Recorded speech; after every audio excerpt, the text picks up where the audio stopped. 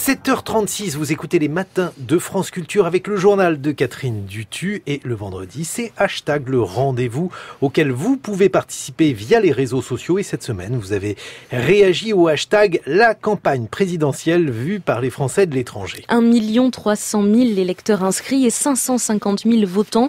Le 23 avril dernier, c'est 2 fois plus presque qu'au premier tour en 2002. Des expatriés qui se sont déplacés aux urnes encore plus que d'habitude. Il y avait une file d'attente d'1,6 km précisément, puisqu'il y avait entre 2 et 3 heures d'attente. Beaucoup de monde. 40% de participation.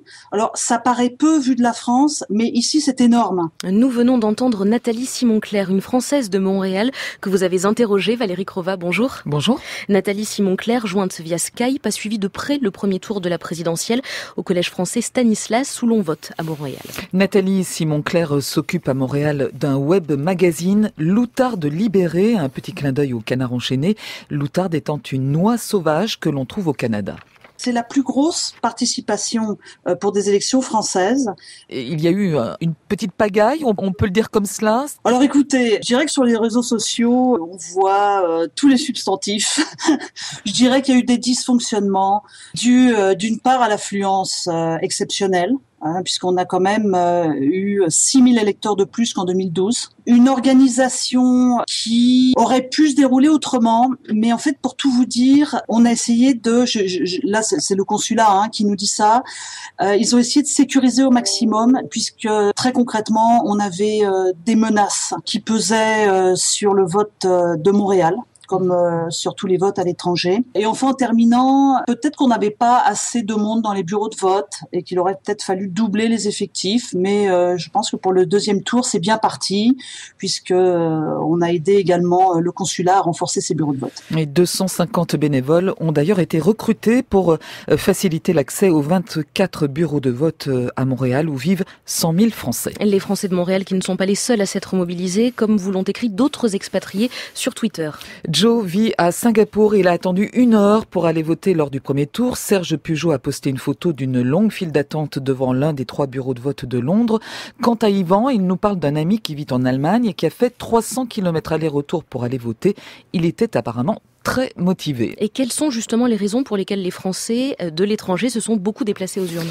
Alors j'ai posé la question à Hervé Hérault. Il a créé le petitjournal.com. C'est un site où l'on parle de la vie quotidienne des expatriés et qui scrute à la loupe leur vote.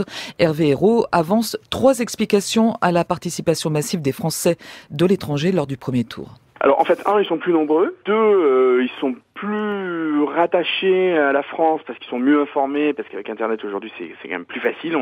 La distance est non pas abolie, mais elle se restreint. Et du coup, je pense qu'ils se sentent effectivement plus impliqués.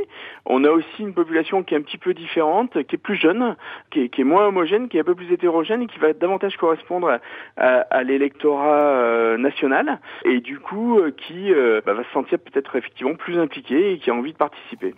Illustration de ce qui vient d'être dit avec Édouard Hardy. Ce jeune Français de 26 ans travaille depuis 6 ans à Moscou. Le fait d'être à l'étranger, j'ai eu envie d'être encore plus proche de la France, de l'actualité, vivre encore au pouls du pays. Depuis 1 an, je suis maintenant encarté au Front National. J'ai pris ma carte il y a de ça à peu près 1 an. Ce qui on va dire, quand on est à l'étranger, ça ne change pas grand-chose. On va pas changer le monde en étant à 3000 km. Ce qui manque simplement, c'est de connaître l'ambiance générale. C'est quelque chose que malheureusement on ne peut pas remplacer. On essaye, bien sûr, on discute avec les proches, à tous nos amis qui sont restés sur place. Mais pour moi, c'est extrêmement important. J'aurais l'impression de perdre totalement le contact avec la France si je n'avais plus ce lien actualité-politique.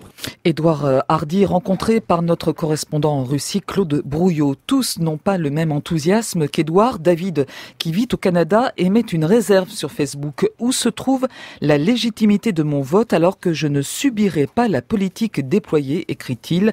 Et il poursuit, la question se pose d'autant plus qu'à l'inverse, les gens d'origine étrangère qui vivent en France et qui subissent les politiques n'ont eux pas le droit de vote. Et chaque pays a ses candidats préférés. Au Liban, c'est François Fillon qui était arrivé largement en tête du premier tour, comme en Israël d'ailleurs. Du coup, les Français et les Franco-Libanais qui ont voté pour lui pourraient être tentés par l'abstention dimanche. Il faut savoir qu'il y a 22 000 inscrits sur les listes électorales au Liban, dont Médéa Azouri. Elle est rédactrice en chef d'un magazine féminin, Noun.